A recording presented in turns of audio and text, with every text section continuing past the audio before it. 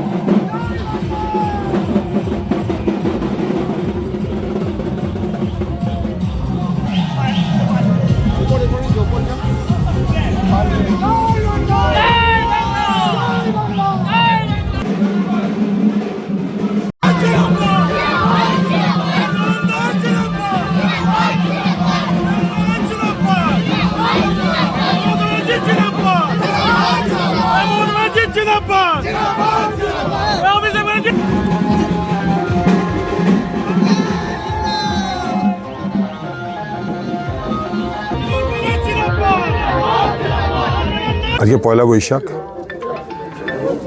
আজ 1433 সালের প্রথম দিন। আজকে সকাল থেকেই আমার প্রতাপপুর গ্রাম পঞ্চায়েতের বিভিন্ন গ্রামে ঘোরা ছিল। একটু বাকি ছিল কিছুটা অংশ, সেটাই সেরে ফেললাম। যেহেতু সকালবেলায় একটা মিটিং ছিল, পিটটপ মিটিং, মিটিং ছিল, সেই জন্য একটু ঢুকতে দেরি হয়েছিল। ন্যাচারালি আমাকে তো আমার জন্য আমার কর্মী সবাই, কয়েকশো কর্মী সমর্থক, তারা সবাই রোডে দাঁড়িয়েছিলেন। তারা বাজনা বাজিয়ে আমাকে গ্রামে নিয়ে গেলেন। গোটা গ্রাম ঘুরলাম, আমি খুব উপভোগ করলাম। তবে আজকেও সুগার বাড়বে, কারণ সবাই আজকে কিন্তু ছাড়েনি কেউ। তবে সবচেয়ে আমি এনজয় করেছি আমাদের দলের একজন কর্মী। সে প্রথম থেকে আমাকে বলছিল যে আমার বাড়িতে আজকে খেতে হবে, আমার বাড়িতে আজ খেতে হবে। আমরা আজ পয়লা বৈশাখ, আমি আজকে বাড়িতে খাবো। বললো না, আমার বাড়িতে খেতে হবে। তো যে আমাকে ভালোবাসে, তার কাছে ভালোবাসার ইয়েতে আমি হেরে গেলাম। বললাম ঠিক আছে, তাড়াতাড়ি নিয়ে এসো। তাহলে রাস্তা দাঁড়িয়ে খেলাম রুচি বাঁধাকপি তরকারি আর আখের গুড়। হ্যাঁ, এবং সবাই ছিল সঙ্গে, তো খুব এনজয় করেছি। মানুষের কীরকম সাড়া পাচ্ছেন? মানুষ রাস্তায় বেরিয়ে মানুষ যেভাবে আমাকে অভ্যর্থনা করছেন, যেভাবে সংবর্ধনা দিচ্ছেন, যেভাবে মিষ্টি খাইয়ে দিচ্ছেন, যেভাবে ভালোবাসছেন, এবং শুধু কি সঙ্গে তো গোটা গ্রাম সঙ্গে ঘুরছে। এই নাচনে ঘুরলাম, যার জিজ্ঞেস করছি, এক ভদ্রমহিলার সঙ্গে দেখা হলো, বললাম যে আপনার ছেলে কোথায়, তো বললোই তো ছেলে তোমাদের সঙ্গে ঘুরছে। আর একজন জিজ্ঞেস করলাম, ডাকলাম একজন বয়স্ক মানুষ, আমার খুব খারাপ লাগলো দেখে, কর্মকার, উনি হ্যাঁ হাঁটতে পারছেন না। তা আমি ওনাকে বললাম একটা যাই হোক, তো ওর ছেলেকে ডাকলাম, বলে ছেলে কোথায়, না ছেলে তোমাদের সঙ্গে ঘুরছে। তো এই যে সমস্ত মানুষ রাস্তায় নেমে আসা, সমর্থন করা, এটা আমাকে একটা বাড়তি অক্সিজেন।